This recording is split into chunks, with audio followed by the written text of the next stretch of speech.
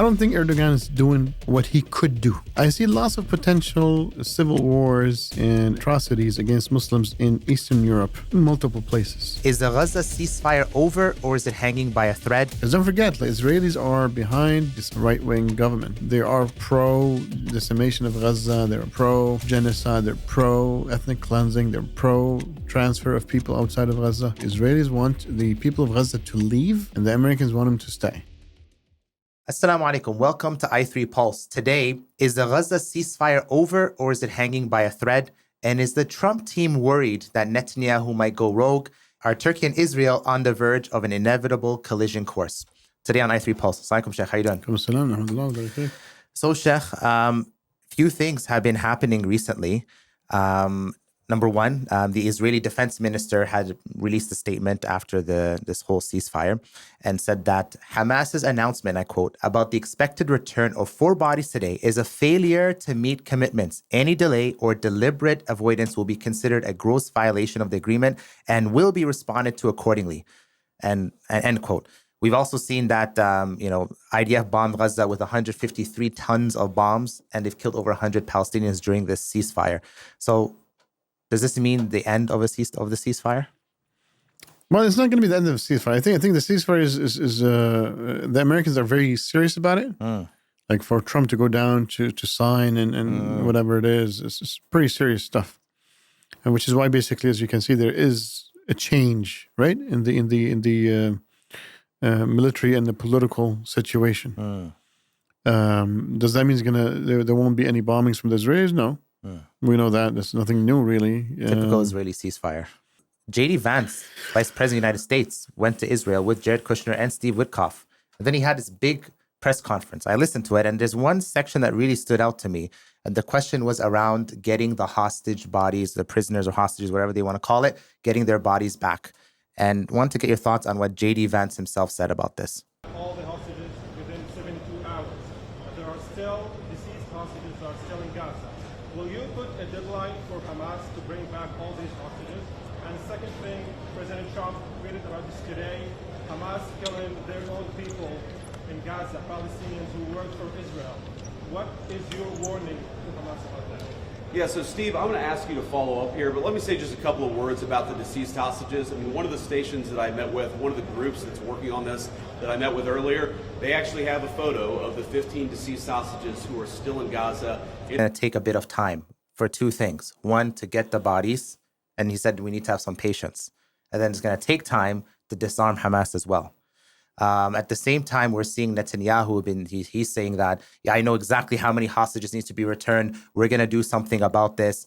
So who is he, talking to in this situation? Is he kind of, telling the Israelis, guys, chill the heck out? It felt like he was just speaking to them. Yeah, because it's the Israelis, Netanyahu is more for public consumption.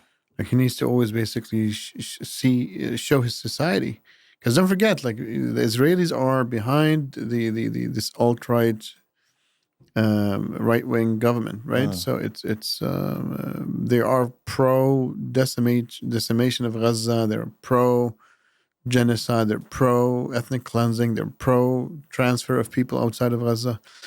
So they have to speak like that a little bit, So. But yeah, the Vance is really a message to the Israeli government that, we don't want any trouble.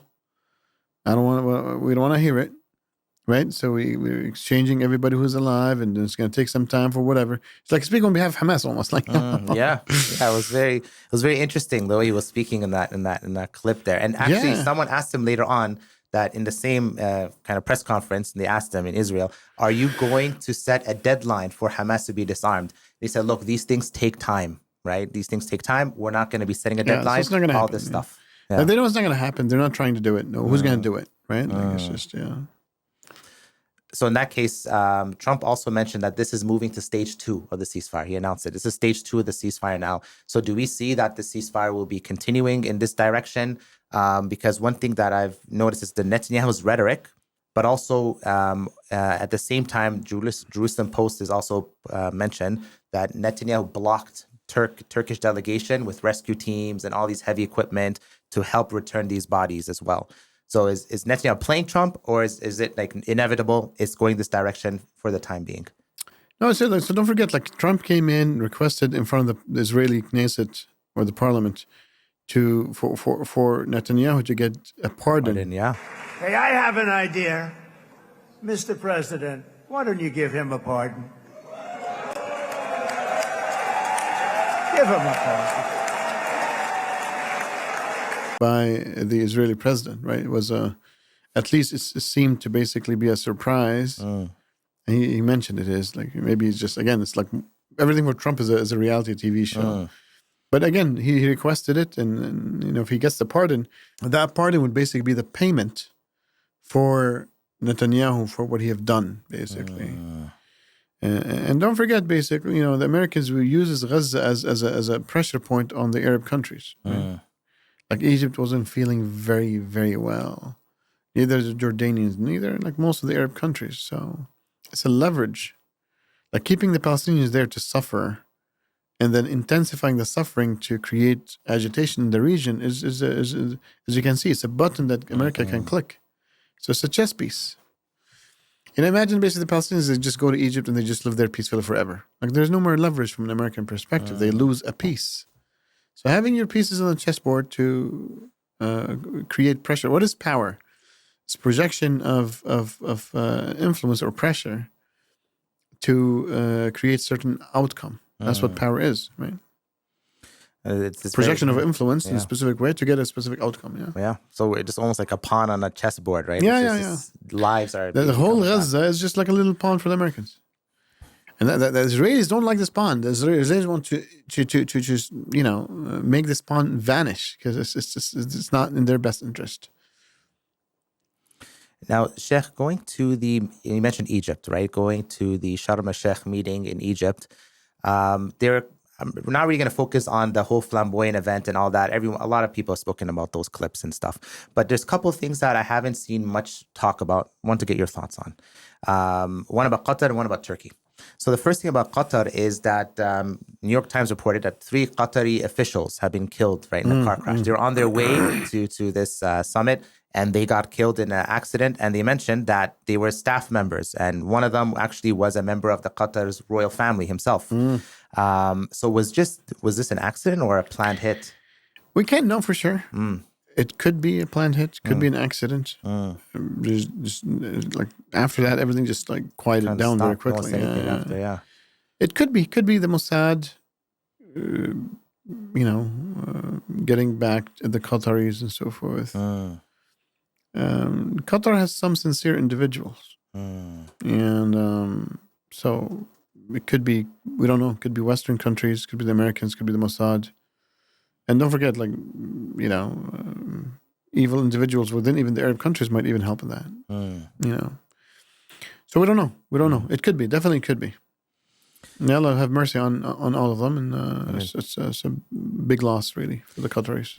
Sheikh, when did Muslims stop thinking and just start reacting? Right? Every headline tells us who to love, who to hate, and even what to fear. When we gave up our minds, we gave up our powers. The Rasul sallallahu alaihi wasallam have built the Sahaba and taught them to think before they move. Today, we scroll before we think. And that's why we built i3 Politics, right? Not to feed the outrage, but to rebuild clarity. And that's why we launched the Insider memberships, where every month you'll get live Q&As with Sheikh Usta and 2 exclusive episodes every single month. Now, I guess why would the Qataris, assuming this, be hit instead of, let's say, the people from the Hamas side, let's say, be hit in Egypt, for example? Like, I guess what's the benefit behind that? I guess what's the benefit behind, let's say, hitting the Qataris versus the, let's say, Hamas that are in Egypt, for example? Well, I guess it's that's what I'm saying. If this is somebody's taking revenge against Qatar, if this is planned, if it is, okay, or could be just basically sincere individuals. Okay, got it. Just want to get rid of them, right? Got it. It's like, don't forget, basically, when the Americans killed. With notifying the Egyptians with the collusion of the Mubarak regime, many Air Force generals and brigadiers and colonels, when they came to New York, when their flight was leaving the United States. It got shot down. It crashed. People said it crashed. Yeah, right. Yeah. There we go. Right. But you had like I think like around tens and tens of these people in the same plane. Who would do this, right? I was surprised that they agreed to it. And maybe they weren't notified. Maybe there was. Like who would be on such a plane with all these. Like imagine you're building it took a generation to build these tens and tens of brigadiers and so forth and colonels. The only person that was saved to not go into the plane, as they say, it's Sisi. Yeah, the guy in charge right now. Wow. Yeah. Now, speaking of sincere versus insincere people and actions, let's say, there was something that kind of kicked up a storm, right, on how do we understand this situation, right? So Trump, he ordered Sisi, said, okay, we want Netanyahu to be coming to this summit in Sharm el-Sheikh. And last minute, Netanyahu confirmed. He said, I will be there. But what happened is Erdogan, this is the reports are saying this, Erdogan midair, he called Trump and Sisi, and he warned that he's going to turn his plane back to Ankara if Netanyahu landed. And then within minutes, Trump told Netanyahu basically it seems to stay away, and Netanyahu did not come, and he canceled and said this is holiday. All this is just for public consumption. It's a game because look, you need to understand that the Turkish people are so angry at what's happening in Gaza. The Erdogan's let's say approval ratings going downhill. So for him to basically push it up and to be able to serve his role, part of the agreement between the Americans and Erdogan is that they can create such a news, right? But from the beginning, they agreed that Netanyahu's not going to come. Like the Americans were okay with it. If the Americans wanted him to come, they will come. Erdogan will come, and Netanyahu will come. And we would hope that basically Erdogan will basically have a stance, but like this last minute thing doesn't happen like that. Erdogan doesn't have the ability and the pull and the power to influence such a thing. Now, speaking of Erdogan, right? Something interesting also happened around very recently, where it seems that this tensions between Turkey and Israel seem to be flaring up with a couple of things, right? Number one, right? The current Turkish president of Northern Cyprus, he actually mentioned this is Ersin Tatar, and he has an interview, and he said that that Cyprus has armed itself excessively with Israeli, American, British, French, and even Indian military assets, but specifically mentioned Israeli.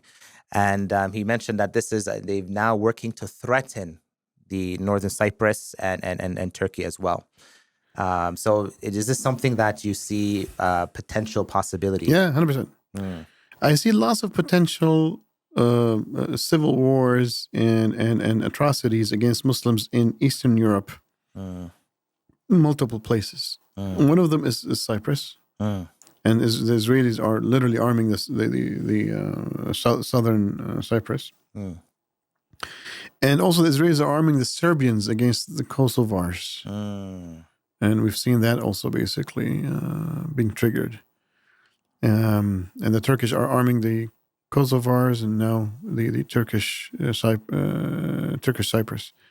So sadly, we're going to see lots of problems, lots of Ghazas basically in the next few years. This is what the Ummah don't get, that we're going to continue to have lots of Ghazas everywhere because we don't have independence, we don't have strength, and strength only comes through unity. And unity is not, until this moment, unity is not a request, is not something that the Ummah is requesting today.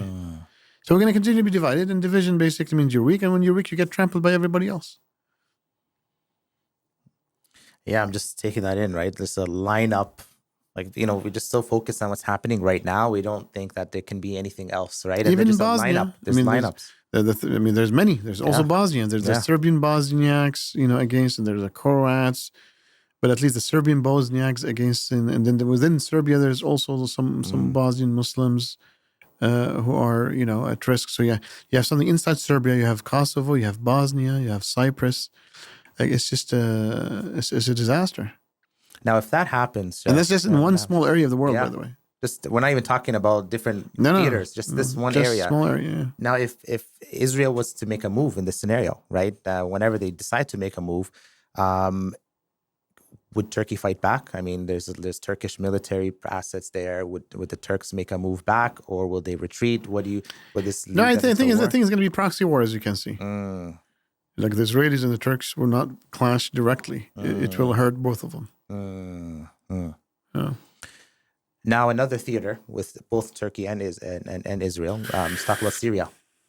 According to Bloomberg and other reports, this was an anonymous source within the Turkish government.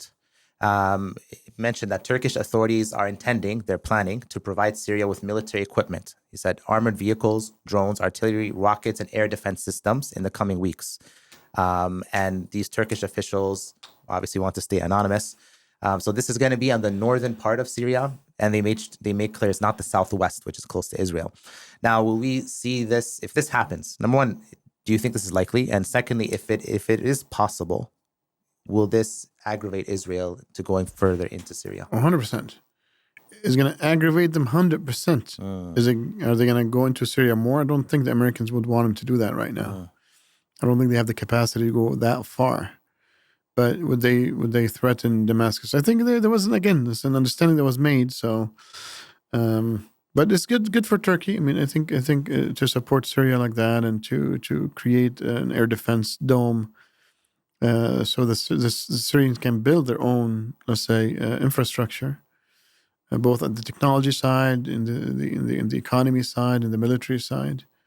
You need to be defended, otherwise you're going to continue to get bombed every single minute you build something. And the good thing is that the Turks are building their own air defense systems now, indigenous. So bit by bit, the minute they can spread this technology to the Muslim countries, then they can defend themselves. I have a question here on this, right? Because Turkey now, and for those watching, we're going to talk about this in more detail in the upcoming episode and dissect. But I do have to ask.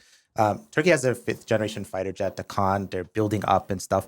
But now, as we speak, Erdogan's on his way to Qatar to get a deal for the used, I think, F-16 and other fighter jets from the Qataris. Eurofighters. Yeah, Eurofighters. Why is that the case? If he has the Khan fighter jets, why is he trying to get the Eurofighters? What advantage would that? Well, they're trying to get both the F-16s and Eurofighters. Well, because look, the Khan until now is not tested. It's just still not fully developed yet. And don't forget, some of its pieces still needs American support. This way, he's trying to get the engines from GE. But yeah, it seems they need these planes to at least bump up their Air Force ability, because the Americans have halted giving them any F-16 pieces and so forth. So it seems them buying the F-16, it seems it was blocked. F-35s were blocked, yes, and then the F-35s are blocked for a long time now. But the F-16s are from the Americans.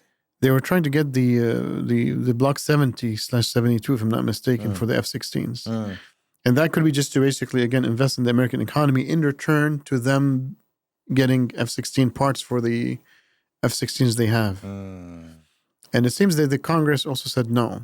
So now they're going to as an alternative to the Eurofighters. Yeah. So and the reason they're getting the used is because maybe they just want temporary solution until the Khan is done. The Khan needs maybe a few more years until it's fully operational and to build it in full capacity. So Sheikh, just on this point, right? That Erdogan, he's building and stuff. Is it that people are very unhappy with the stances that Turkey has made when it comes to Gaza? Right, and not standing up, not blocking many things. It's been sadly Erdogan, who became famous from criticizing and standing up for Gaza on the international arena. Kind of now he's on this lived by it, but now he's kind of getting the hit from it. Is this kind of the silence that he's taking and not really doing much? The inaction. In exchange, he's getting the latitude to kind of show that he's not a threat, he's not an issue, so he can build up his nation and build up further. I'm trying to understand what is the rationale and the logic in this situation from that perspective. I don't know. I think it's just kicking the ball, to be honest, kicking the can forward. It's just. I don't think Erdogan is doing what he could do, and partly because he doesn't have the full support of the country. I mean, the majority of the country wants to support Gaza, but still, the people within the establishment is not like the regular people in the streets. The religious majority in Turkey, a good portion of them are Kurds. If you take only the Turkish Turks in Turkey, yeah, the real Turks in Turkey, not just the Kurdish, right? The Kurdish are a pretty sizable community. I don't know, maybe even basically the majority would be secular. And these are the people who are really like dominating the Turkish establishment. You see what I'm saying? And that means the state as a state is more secular than Islamic. And so it's just a culture. Until basically these people become more Islamic, then they're going to represent more the vast majority in the country. You see what I'm saying? The Kurds are almost like a second-class citizens in Turkey. You know, Erdogan helped in integrating them further, which is, may Allah bless him, that's a good thing. But still, the Turkish establishment is more Turks, and the Turks are usually, on average, more secular. So they're not interested in taking a step to, let's say, push too much to make Turkey great. You know, there's no vision. That's what they just want to keep Turkey safe as it is, and don't like meddle with other people's. Let others basically solve their own problems. They don't feel the brotherhood to say, "Look, Gaza is my problem," and that's the biggest issue that he has. Now, what is he doing about it? When I give advice to President Erdogan, I'll tell him basically we need to invest. You need to invest in helping the Turkish Turks realize Islam more in their lives, not just on a personal basis, but as a bond for brotherhood within the Islamic world, as a paradigm.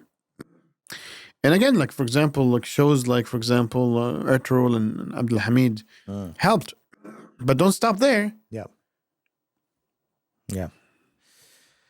Now, Sheikh, and to be honest, I don't want to make sure that, and I want to make sure I'm not defending his position. I think he can do way more. You know, may Allah bless him for the good he's done, but he has to do way more to accomplish. Like he let Gaza down. Let's be very frank. Okay, so I'm not here defending anything that he did or giving him an excuse. Even Allah needs to give him the excuse, not myself. And that's where he would basically has a major area of improvement, is to invest in the country from an ideological Islamic perspective. That's it. That's how you're going to transform the country to become, if you want to regain the Ottoman, oomph back, well, you have to not just have a movie about it. You have to, cultivate that in the spirit of every Turkish citizen. It's not only about power projection or trying to expand your power, but it's also expanding your influence by ideas as well, right? Like how the Americans, they expanded, they have bases, they have all this stuff, but they've really spread the idea. As one person said, they didn't have running water in one of the Muslim countries in his area, but they had Nickelodeon, they had all these channels, they had all these shows that fully liberalized their entire pretty much area. Yeah, if the Americans are trying to spread their ideas outside their borders, we're only telling the Turks to spread the ideas inside your borders. Let's succeed there, and then inshallah you can spread it outside your border. Now, to draw this podcast to a close, Sheikh, Trump was on an interview very recently, and speaking about the Abraham Accords, and hasn't brought it up in some time, and now he's brought it up again. And I want to get your thoughts on who he mentions and who wants to be involved on this. I hope to see Saudi Arabia go in, and I hope to see others go in. I think when Saudi Arabia goes in, everybody goes in, highly respected. And the Crown Prince, who's also the Prime Minister and the King in waiting, his father's such a wonderful man. He's still healthy and he's still very sharp. But I think that they're going to all go in very soon. So they've indicated to you a willingness to do so. Oh, they have, even as recently as like yesterday. So now, just Trump is saying, right, allegedly, that the Saudis told him as of just very recently, just like yesterday, that they want to get into the Abraham Accords here, right? So does this mean now with this ceasefire that things are they're comfortable now from a Saudi internal perspective, that let's just go in, let's fully normalize on an official basis, and then just kind of move on? Or is this, like, what do you think about this? Look, my understanding of the Saudi position, and they just iterated it yesterday, if I'm not mistaken, or today in the morning, that they will not get into the Abraham Accord and normalize fully until the Palestinian state is built. So that needs to be resolved, and it seems the Saudis are persistent in that one. And the reason they're persistent, not because they love the people of Gaza or the people of Palestine, they just see it from a national interest lens. That at the end of the day, if they do that, a good chunk of Saudi Arabia might destabilize the regime itself, and maybe even other countries in the Gulf too, because they're going to see it as a group treachery. So in order for things to get to the stage where Trump wants Saudi to get involved, because he said if they get in, we can get other people in. It seems like they're the ones he's always mentioned Saudi Arabia. Yeah. So what do you think needs to be done? Because clearly Trump's saying he's not for two-state. He doesn't really care about that stuff. What kind of things does bone needs to be thrown to Saudi Arabia so that they can now reciprocate with getting into the Abraham Accords? Well, that question assumes that the Americans want the Abraham Accords to move without the two-state solution, I guess. If this is the case, they can just pressure them. I mean, like they came in and got trillions of dollars. Yes, true. So I don't think the Trump cares about the Abraham Accords. I don't think the Saudis, maybe the Saudis might start caring about it, and the Israelis might care about it. So I wouldn't comment until I see further reaction from all parties. So just to clarify, does that mean that Abraham Accords is not a priority for Donald Trump anymore? It's just something he mentions, or does he want to keep things a little bit? No, he wants to. I think they care, but how much do they care, right? So does he care enough to push or to pressure? And the Saudis' position has been consistent for a while. That basically it is we were willing to go through the Abraham Accord when the Palestinian state is built. So whose interest is that? Is that the Saudis' interest, or only? Let's see. Okay. All right. Well, Sheikh, Jazakumullah khairan. It's always a pleasure to discuss these issues with you and topics. All right, guys, make sure you like, you comment, you share, you subscribe, you push this episode out in the algorithm, and we'll see you on the next episode of i3 Pulse. Assalamu alaikum wa rahmatullahi wa barakatuh.